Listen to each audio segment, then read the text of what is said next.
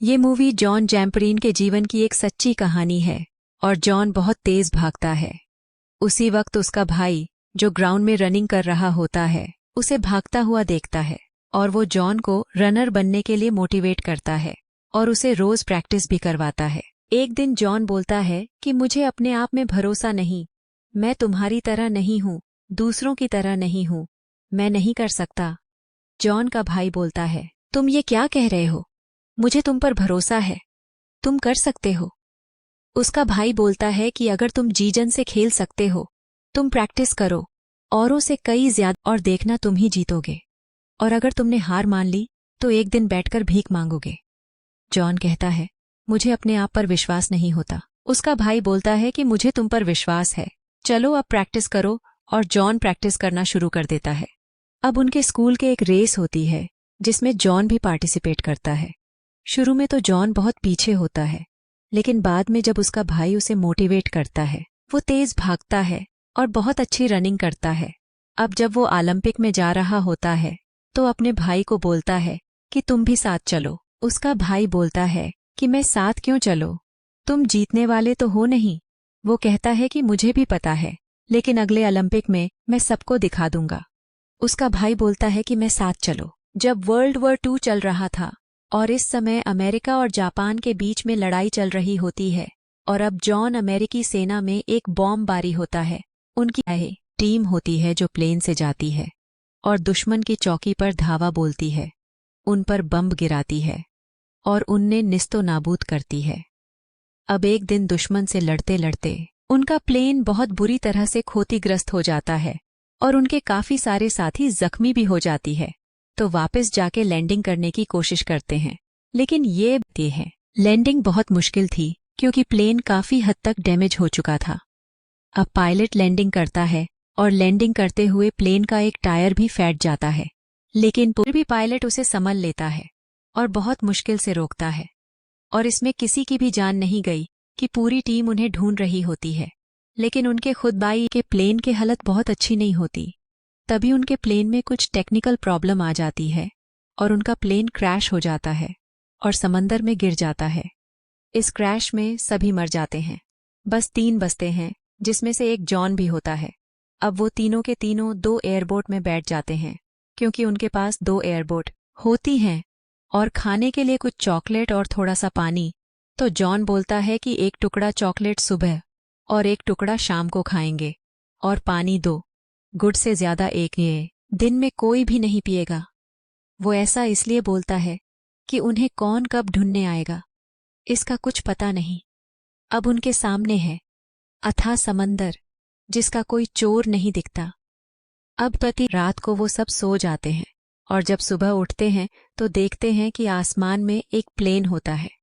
वो उसे gun fire से बहुत सिग्नल भेजते हैं, पानी में भी करर लगाते हैं, लेकिन वो लोग उन्हें नहीं देख पाते और प्लेन चला जाता है। इस बात से सब बहुत डिसअपॉइंट हो जाते हैं। तभी जॉन देखता है कि वहां पर चॉकलेट के खाली काके डिब्बे पड़े होते हैं। दर्शन उनमें से एक नहीं, जिसका नाम शेन होता है। उसने रात को सारी चॉकलेट खा ली थी। बात पर जॉन उस पर बहुत गुस्सा करता है। वो बोलता है कि इससे कोई फर्क नहीं पड़ता। जॉन बोलता है, इससे फर्क पड़ता है, सबको फर्क पड़ता है। अब उन्हें समंदर में फंसे कुछ दिन हो जाती हैं और भूख और प्यास से उनका बुरा हाल है, क्योंकि समंदर का पानी नहीं पिया जा सकता। वो खारा पानी है और उसको पीने से तबीयत खराब हो जाती है। वो सब चुपचाप गुमसुम नाव में बैठे होते हैं। तभी एक बहुत बड़ा पक्षी आकर उनकी नाव में बैठ जाता है, और ये पक्षी एक खाना है, और अगर उन्होंने ये मौका गवा दिया तो फिर ये मौका दोबारा हाथ नहीं लगेगा। और लुई बड़ी सतर्कता से उस पक्षी को पकड़ लेता है और वो उसको खाते हैं, लेकिन वो उन्हें हजम नहीं होता और उन सबको उल्टियां होना शुरू जाती है। लेकिन अब उनमें से एक बोलता है कि हम मछलियां तो पकड़ी सकते हैं, क्योंकि उनके पास चारा होता है, और उस चारे को लगा के उनके मछलियां पकड़ना शुरू कर देते हैं और उनको खाना मिलना शुरू जाता है। अब एक रात को सब सो रहे होते हैं, तभी समंदरी तूफान आ जाता है और उन सबको उनकी जिंदगी उनके हाथ से फिसलती ये नजर आती है। और ये सच है कि जब मौत नजदीक हो तो जिंदगी की वैल्यू का पता चलता है। और उस कहते पल में जॉन बोलता है कि अगर आप मुझे बचा लो परमेश्वर, तो मैं अपना पूरा जीवन आपको समर्पित कर दूंगा। और इस तूफान से वो सब बच जाते हैं। अब वो समंदर से खाने के लिए मछलियां तो पकड़ लेते हैं, लेकिन पीने के लिए पानी कहाँ से लाएं। तभी किस्मत उनका साथ देती है और बारिश हो जाती है। और बारिश को देखे वो बहुत खुश होते हैं और उनको पानी मिल जाता है पीने के लिए। और कुछ पानी वो जमा भी कर लेते हैं। फिर तभी वो देखते कि ऊपर से एक प्लेन उड़ते हुए जाता है और वो उस प्लेन को सिग्नल देते हैं, लेकिन वो प्लेन जापानीज का होता है और वो उन गोलियां चलाते हैं। अभी तक उन्हें समंदर में 35 से ज्यादा दिन हो चुकी और अब शेन को भूख, प्यास और मानसिक तनाव को बर्दाश्त नहीं कर पाता और उसकी मौत हो जाती है। अब ये 2 बच्चे हैं, लेकिन इनकी हालत भी बहुत ज्यादा खराब है ना। ये बात करने लायक है न खड़े होने लायक है, क्योंकि इन्हें समंदर में अब 47 दिन हो चुकी है। इसके बाद एक जापानीज शिप इन्हें देख लेता है और इन्हें अरेस्ट कर लेता है। अब ये दोनों जापानीज की गिरफ्त में हैं। जापानीज जॉन और उसके दोस्त को एक कैंप में ले जाते हैं जो कि जंगल में होता है, और वहां पर वो जॉन को पहचान लेते हैं कि ये ओलंपिक का एक फेमस एथलीट है, क्योंकि उनके पास उसका एक फोटो भी होता है। वहां पर वह उन दोनों से कुछ सीख लेते हैं और उसके बाद वहां से उन दोनों को एक दूसरे कैंप में भेज दिया जाता है जो कि टोक्यो में होता है। अब जब ये टोक्यो के कैंप में आते तो वहां पर इनकी जैसे और भी बहुत सारे बंदी होते हैं, और वहां का जो इंचार्ज होता है बहुत ही क्रूर होता है। उसका नाम होता है माइक वटनामी, और वह उन सबको बोलता है कि तुम जापान के दुश्मन हो और तुम्हारे साथ ऐसा ही सलूक होगा जैसे दुश्मनों के साथ होता है। अब जब वह सब कुछ पता रहता है, तब भी जॉन के तरफ देखता है। वह देख लेता है कि मेरे तरफ जॉन देख रहा है। वह उसके सामने जाता है और बोलता है कि मुझे देखो, मेरी आंखों में देखो। और जैसे जॉन के आंखों में देखता है, उसे डंडे मारता है। उसके बाद 2-3 बारों दोबारा बोलता है कि मेरी आंखों में देखो, और जॉन को हर बार मारता है। और लास्ट में बोलता है कि मेरी आंखों में कभी मत देखना। इसके बाद इन सबको इनके सोने की जगह दिखाई जाती है जो कि बहुत ही गंदी होती है। और अगले दिन सुबह सबको ग्राउंड में बुलाया जाता है और इनका इंचार्ज आता है। वो कहता है कि तुम में से एक पायलट है जो कि ऑस्ट्रेलिया से है और एक ओलंपिक एथलीट है। वो कहता है, कौन है ओलंपिक एथलीट? जॉन अपना हाथ खड़ा करता है। दाराशेल पहले से पता था कि जॉन एक ओलंपिक एथलीट है। इसके बाद वो जॉन की और अपने एक साथी के साथ जॉन की रेस लगवाता है, जिसमें जॉन हार जाता है और चक्कर खाकर वो गिर जाता है। इसके बाद वो जॉन को डंडे से बहुत बुरी तरह मारता है। और इतने ही नहीं, उन सब कैदियों में वो सबसे ज्यादा जॉन से नफरत करता है। ऐसा लगता कि वो उससे भी कोई पर्सनल दुश्मनी निभा रहा है। एक दिन जॉन और उसका दोस्त आसमान में अमेरिकी और जापानीज प्लेन देख रहे होते हैं और आपस में बात करते हैं कि अमेरिकन प्लेन अब काफी नजदीक आ गए हैं। और उस रात को भी वो इंचार्ज जॉन को बहुत बुरी तरह मारता है। इसके कुछ दिन बाद गाड़ी से कुछ लोग वहां पर आते हैं और उनको बोलते हैं कि अमेरिकी सरकार तुम्हारे घर वालों को ये बता रही है कि जॉन अब मर चुका है और जिंदा नहीं है।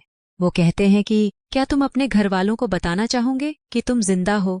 और इसके बाद जॉन उनके साथ जाता है और रेडियो पर अपने घर वालों को मैसेज देता है कि मैं जिंदा हूं और ठीक हूं। अब उस प्रोग्राम के बाद वो लोग उसे एक पेपर देते हैं और वो कहते हैं, इसमें जो भी अमेरिका के बारे में लिखा है वो तुम रेडियो पर बोलो। हम तुम्हें वापस कैंप नहीं भेजेंगे और यहाँ पर तुम एक अच्छा जीवन देंगे। लेकिन लुई मना कर देता है, कहता है कि जो इसमें लिखा है वो सच नहीं है और मैं नहीं बोलूंगा। इसके बाद वो जॉन को वापस कैंप भेज देते हैं और कैंप वापस आने के बाद जो वहां का इंचार्ज होता है वो जॉन के दोनों हाथ पीछे से बंधवाता है और उसे बोलता है कि तुम मजबूत हो मेरी तरह, और ये बात मैंने पहले दिन देख ली थी। तुम्हारी आंखों में मुझे लगता था कि हम अच्छे दोस्त बन सकते हैं, लेकिन जापान का दुश्मन कभी मेरा दोस्त नहीं बन सकता। वो जॉन को कहता है कि तुम बात नहीं मानते हैं, आदर नहीं करते हैं, और आज मैं तुम्हें आदर करना सिखाऊंगा। वहां पे जितने भी सैनिक, जितने भी बंदी होते हैं, वो उन सबको बोलता है कि सब एक एक जोरदार पंच इसके मुंह पर मारोगे। हालांकि कोई भी जॉन के मुंह पर पंच नहीं मरना चाहता।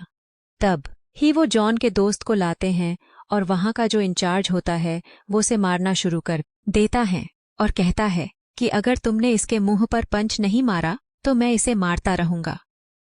इसके बाद जॉन की जिंदगी में उन सब कैदियों की जिंदगी में एक अच्छी खबर आती है, और वो खबर ये होती है कि यहाँ का इंचार्ज होता है माइक वट नामी, उसका प्रमोशन हो गया है और उसका यहाँ से ट्रांसफर कहीं और कर दिया गया है। अब एक रात को उनके कैंप में बमबारी होती है और उस बमबारी में उनका पूरा कैंप तबाह हो जाता है और जल जाता है। अब उन सब कैदियों को जो वहां बच जाते हैं, उन्हें वह से ट्रांसफर करके दूसरे बंदीगृह में भेज दिया जाता है।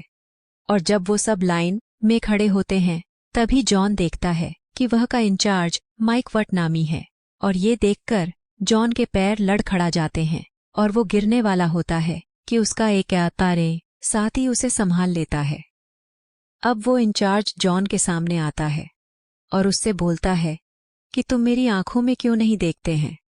पर जॉन उसकी आंखों में नहीं देखता। फिर भी वो उसके सिर में एक जोरदार डंडा मारता है और अगले दिन से सब के सब कैदी काम पर लग जाते हैं।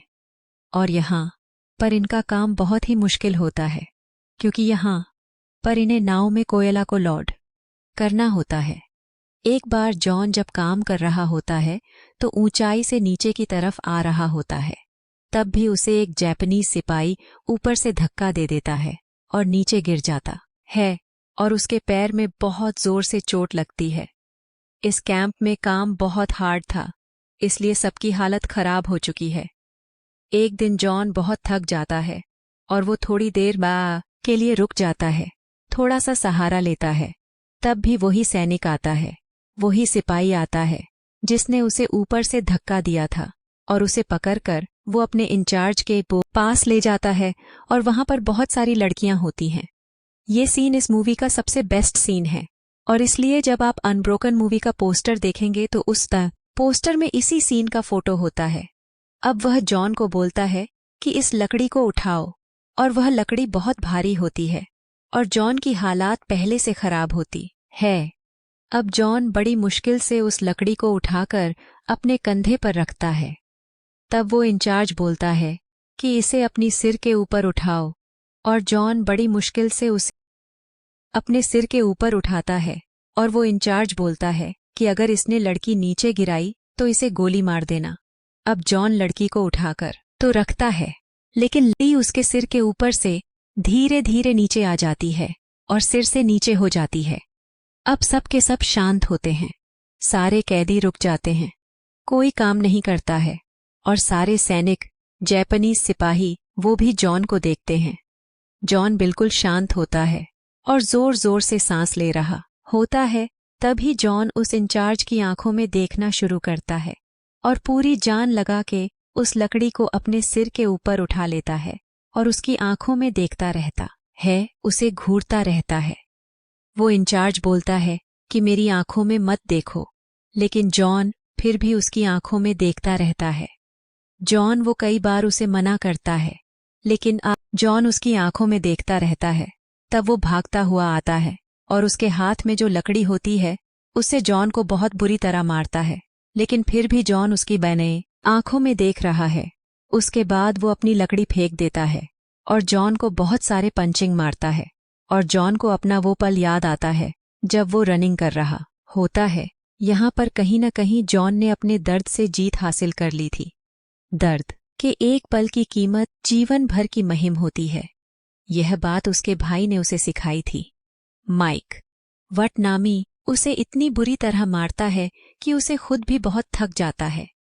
जॉन के अंदर अब इतनी भी हिम्मत नहीं होती कि उसे खारा हो सके, और जॉन रात भर वहीं पर आके रहता है। इसके बाद एक दिन वो सभी कैदियों को बाहर इकट्ठा करते हैं और उनका ऑफिसर बोलता है कि अब लड़ाई खत्म होने की कगार में है, इसलिए हम आप सबको न्योता किया है देते हैं कि आप हमारी हुंका नदी में नहले। इसके बाद हवाई जहाज से नीचे उनके लिए खाना फेंका जाता है, और अब सारे के सारे खुश हैं और सब के सब जो खाना ऊपर से फेंका गया है उनके लिए खा रहे हैं और एंजॉय कर रहे हैं। लेकिन जॉन माइक वट नामी के केबिन में जाता है, लेकिन वहां पर माइक वट नामी नहीं होता, उसका वही डंडा होता है जिससे वो जॉन को बहुत मारता था। और सामने माइक वट नामी और उसकी पिता की एक फोटो होती है जिसमें माइक वट नामी बहुत छोटे होते हैं। दरअसल माइक वट नामी उस जगह को छोड़ के जा चुके होता है इसके बाद जॉन वापस अपनी कंट्री आ जाता है और कंट्री आने के बाद सबसे पहले वह अपनी जमीन को चूमते हैं।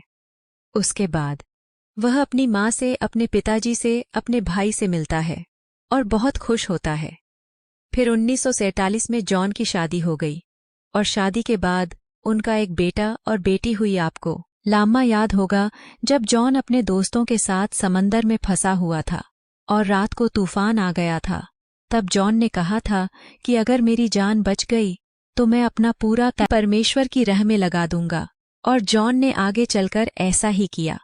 जॉन ने अपने जीवन के संघर्ष और विश्वास से ये सीखा कि आगे बढ़ने का रास्ता जंग ही बल्कि क्षमा है। इसके बाद जॉन वापस जापान गया और उसने उन सभी लोगों को ढूंढा जिन्होंने उसे बंदी बनाया था और उसने उन सब से सुलह की, लेकिन उनके इंचार्ज ने वटकी के क्या नहीं, जो जॉन को बहुत मारता था, उसने जॉन से मिलने से इनकार कर दिया। जॉन का एक सपना था कि वो जापान की ओलंपिक में दौड़े, लेकिन 1940 में जब जापान में ओलंपिक होना था वो वर्ल्ड वॉर 2 के कारण रद्द हो गया, लेकिन जॉन ने अपना इस सपना पूरा किया। 80 साल की उम्र में वो ओलंपिक की मशाल को लेके जापान में दौड़ा।